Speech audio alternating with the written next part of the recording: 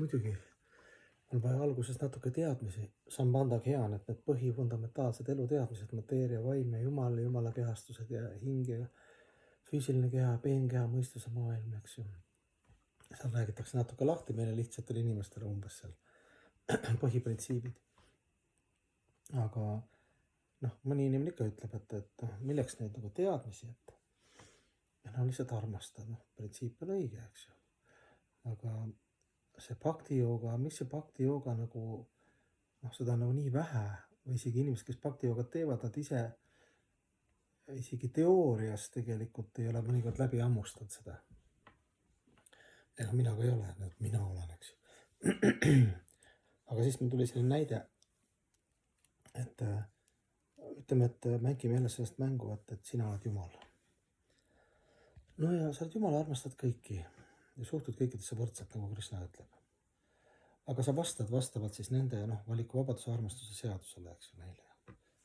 Eks ju, nagu lapsed sul on, eks ju. Kõiki lapsi armastad, aga kui mõni laps on selline, okei, toome selle näite, et seal lapsevanemad ka tehti katsetused, kui seal lapsed käisid seda Marti jooksmas, Ameerika varianti, eks ju.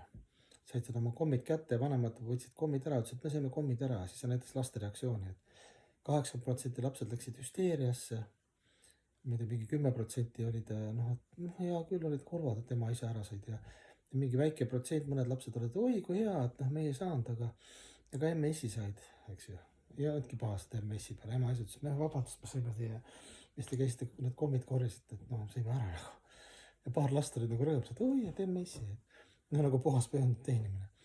Ja samamoodi sina ka, eks ju, et kui sa mängid jumalat, eks ju, või võtame praeguses teatris mängime jumalat, siis sa suhtud armastusega kõike, aga bhakti jooga tähendab see, et ühed tüübid on nagu tööl businessman, et mingid, ütleme, sa oled ülemus, eks ju, siis keegi tuleb räägib töölised, üks tööline töötab ilma palgata.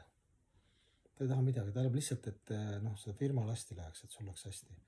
Ja sa kohe kutsud selle töölis enda juurde ja vaatad, kes see tüüp on selline, et see hull.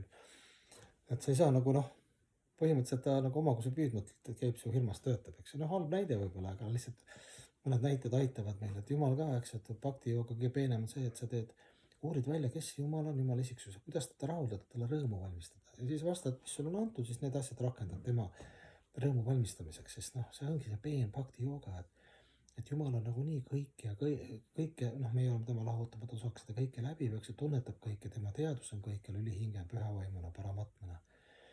Ja tal ei ole meilt midagi vaja.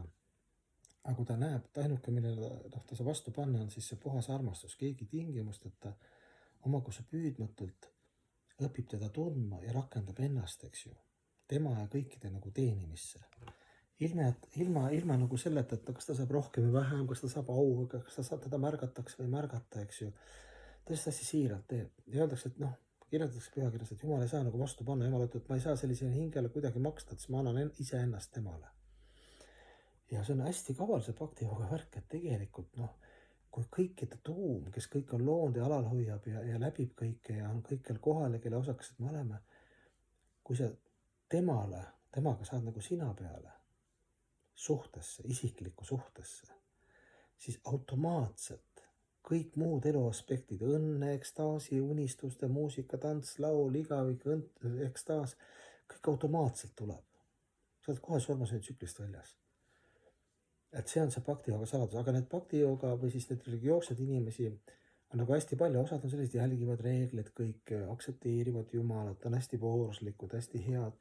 Vedades öeldakse kanistadikaarid, eks ju. Nagu väiksed pühendunud, ütleme sanskriiti keeles. Et nemad nagu kõik, aga nad ainult selleks, et siin materiaalses maailmas sisse seada, et neil oleks hästi, aga nad saavad aru, nad peavad koostööd tegema, eks ju. Ütleme, ateistid ja materialistid, neil üldse soa nagu. Kui on keegi ei ole, võtame, ekspluateerime seda, ütleme, shaktit. Ja jätame jumala välja, aga jumala, õnne jumalanna, eks ju, kes on siis Radharani vedades, eks ju. See külluse aspekt, naisaspekt, emake loodus, et seda nagu lüpsame enda järgi, paneme nagu oma järgi jooksma, aga jätame selle nagu algse jumala välja, aga jumalannat ekspluateerime, eks ju.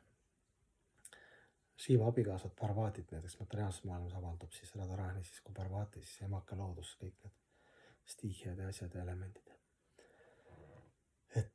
tegelikult päris loogiline.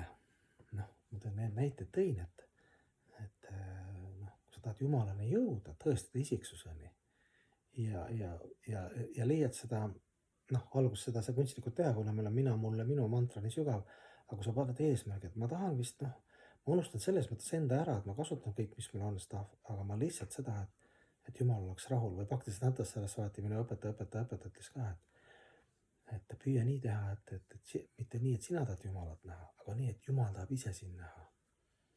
Oma selles puhtuses ja siiruses. Et ma mingit business'it ma ei taha, ma saan aru, et mul ei õnnestu kõik ja mul on veel need vanad, eks ju, harjumused, samskaarad.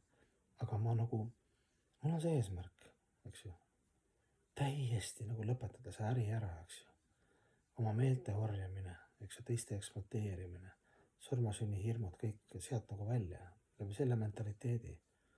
Täiesti tingimusteta, ilma tagasi ootamata, mitte midagi, lihtsalt ma teenin kõige kõrgemat. Vaat siis see ongi moksa vabanemine.